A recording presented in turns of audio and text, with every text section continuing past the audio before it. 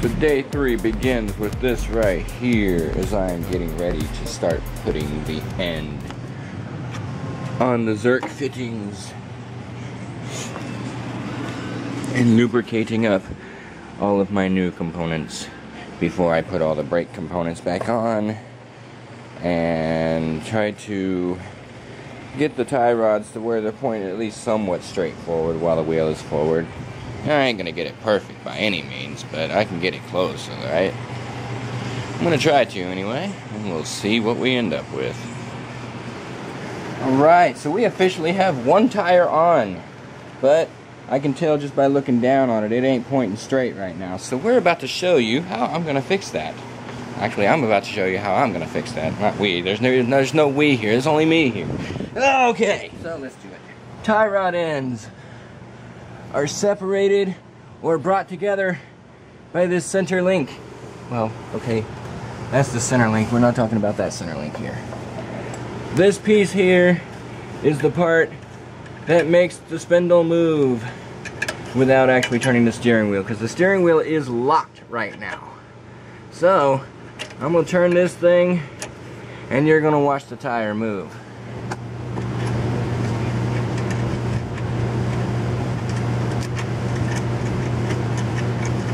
Now I will note that I'm pretty sure I went too far going in.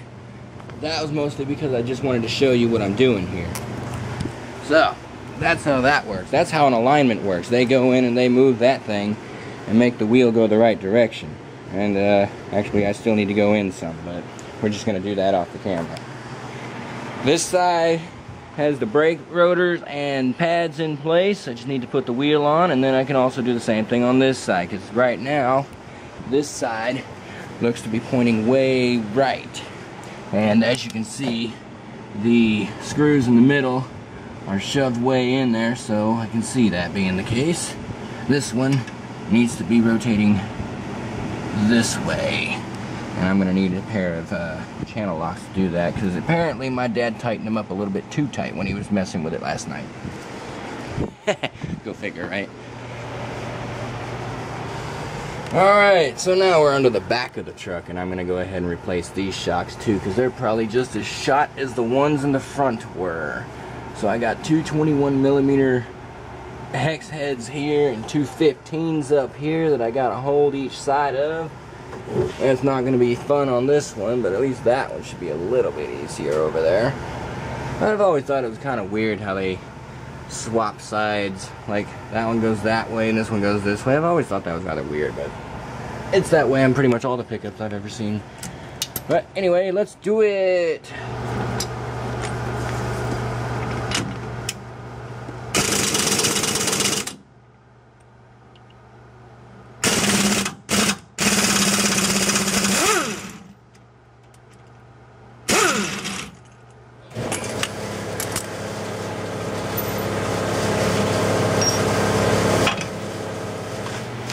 Well, as you can see, that shock is 100% collapsed.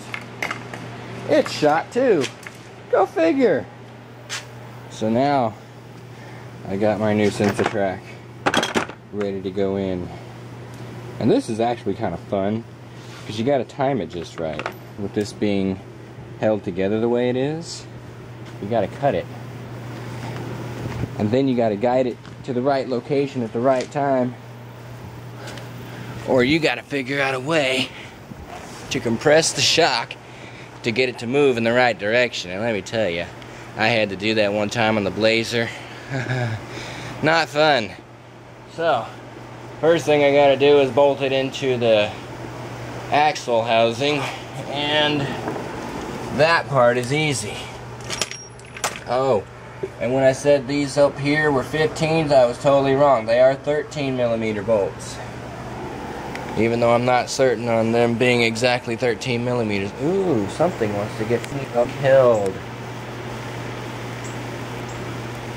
Because I really do not like red wasp. And then there's the red wasp. And he is fucking around inside where he should not be. So he shall die, fellow.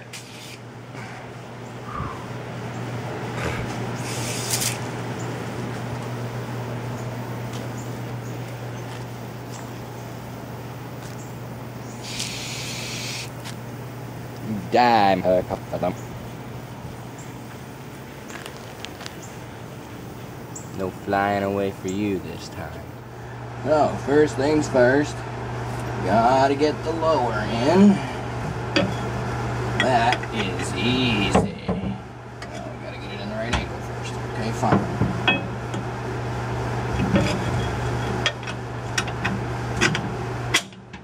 Alright. Washer, nut.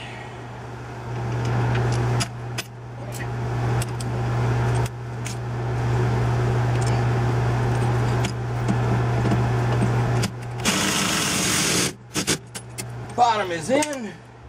Can still move a little bit so I can position as needed. Because this is the fun part. Alright. Oh! First I get it under here. Here it is right off the brick of wood. Alright, so I have to cut this white line that is holding the shock compressed right now, and then I have to get this shock to line up with those two bolts in the frame. As it is expanding, this is gonna be fun. And to be honest with you, I should probably put down the camera while I'm trying to do this. And since I can't see what you're seeing, I'm just gonna have to hope.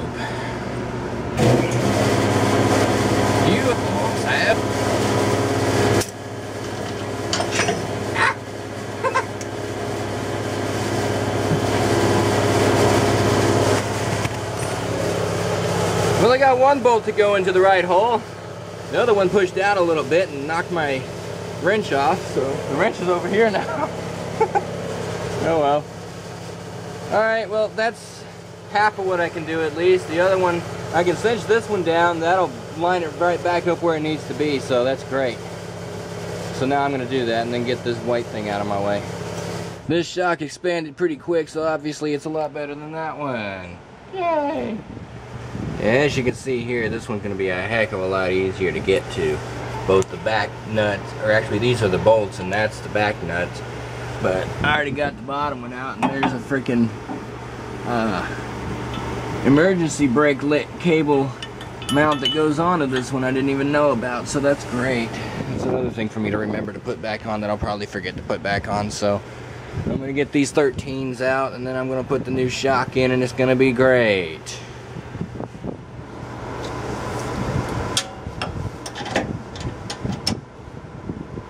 This is quite possibly the shittiest angle I have ever tried to work.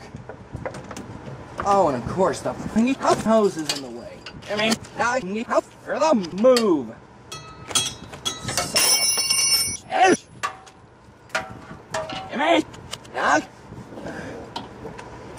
Would you roll?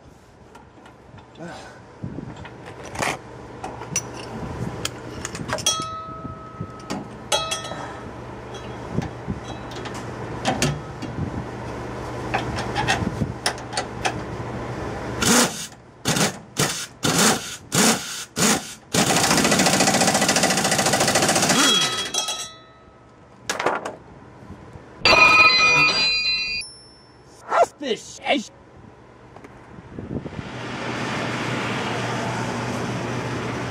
my truck is now officially sitting on its own 4 wheels, and I'm doing final preparations to pull it out of this garage.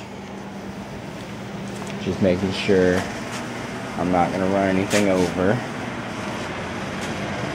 making sure I tighten up the tie rod end linkage. That is all done. And the only thing left to do now is pull this beast out and hope it stays together.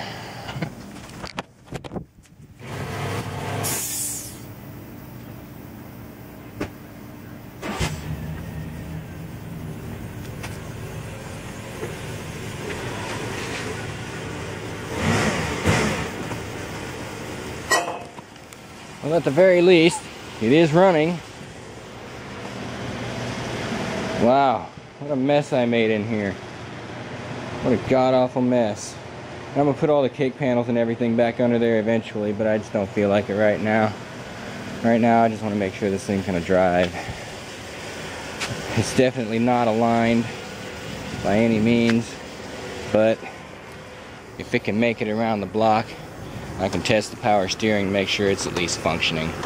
Ugh, truck's really jerky. And I think turning the key on with the sensors removed Triptys codes, but I plugged the sensors back in, so I figured it wouldn't matter, but apparently it does. I don't know. Alright, that's looking okay. The exhaust is smoking because I got fluid all over it, so that's expecting. I'm expecting that. But I'm not seeing any leaks anywhere.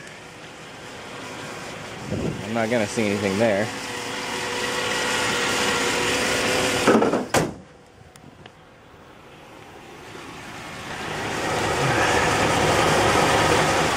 Alright, let's go for a little ride. So -1 on the odometer and you get 181543, which is when all of this stuff was done in that garage. Test drive seems to be doing alright, so I'm gonna go ahead and head up to the shop right this minute and see about getting this baby aligned up so it actually drives the way it's supposed to, because right now the steering's quite stiff while I'm on the move, because I know it's way out of alignment right now. So I'm gonna get going. Well, we made it just over the 6 miles to the 501 Automotive where I'm gonna have her aligned. It is currently 3:16. Took a little bit getting here because I was trying to go a little slow, because this thing is, it does not want to go very quick right now. It gets really squirrely above about 40 miles an hour, so. It actually drives straight though, which is actually a little shocking. I didn't think I had gotten it that dead on, but the steering wheel is a little cocked off to the left when going straight, but it's all kind of to be expected at this point with everything I've done, surprisingly. Well, not really much more to say there. Oh yeah, they're a little warm. But I don't know if that's because of the sun or because they were rubbing hard, trying to keep going. Hopefully I didn't mess them up too much or mess anything up much. Alright, well I gotta wait here for a while, so guess I'm out. Well, we made it back from our alignment, which was great. Hey, they didn't even get done with the thing until like 6 o'clock. It was totally nuts. Like, I got there and they had someone in the shop already, and then there was another person in front of me. It's like, I called them, it's like, are you guys gonna be able to do this today? And they're like, yeah, come on down. It's like, I thought it was gonna be over quickly, but no, I just sat in the waiting room forever watching TV, kind of, and playing on my phone. But now it is 8 o'clock and I am back out here because I gotta clean up my mess in this garage, of which there is a big one. Yeah, I think I might have shown this already, but I'm just gonna do it again for the heck of it. Yay, I made a mess. Yes, I do remember saying this now. Okay. I gotta put this skid plate back on underneath the engine, and I gotta put this one up on the front. And I think I'm just gonna clean up my mess first, because that's what I need to do. So that's what I'm gonna do. And be happy that I have a drivable truck again. Oh, and I can put my covers back on the wheels. That would be good. And I'm done under here. Alright, so I'm looking at part numbers now.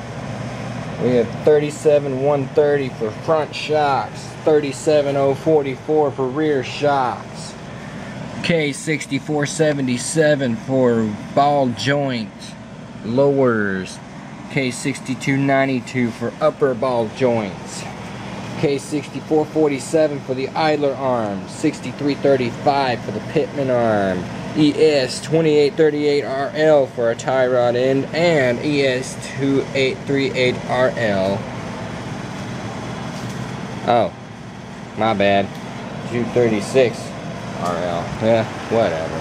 they're all there. That's all the part numbers, just for my records. I'm probably going to keep the tops off the boxes or something, and of course the receipts. I'm definitely going to keep the receipts because all of the Moog components have lifetime warranties, so that'd be good to keep those. Alright, okay, I don't need that one. I need to keep that one. I need to go find my shocks receipt. It might still be in my mom's truck because that's what we picked them up with, because I didn't originally buy those, but I'm glad I did now because the truck rides so much smoother now. It's unbelievable the difference new shocks make just in 6 miles from here to the shop and back. Well, I guess that's 12 miles total, but anyway, yeah, I'm gonna go find my receipt now. I almost forgot the most important part, the gearbox. Yay, there's the part number for that one. Out with the old. And that includes the gearbox and the pitman arm on it. And all the good stuff, the new stuff. All this stuff is about to get chucked over here. But I cannot do that with the gearbox because I have to go get a $175 refund on that SOB right there, along with a $100 refund on this SOB right here. $100 to rent that out, and I get that back when I take it back. So, free rental. Freaking awesome. That's awesome. That's just really awesome. You know? Yes. So all this stuff gets thrown away. My truck has a whole new front end, basically. I'll be happy with that.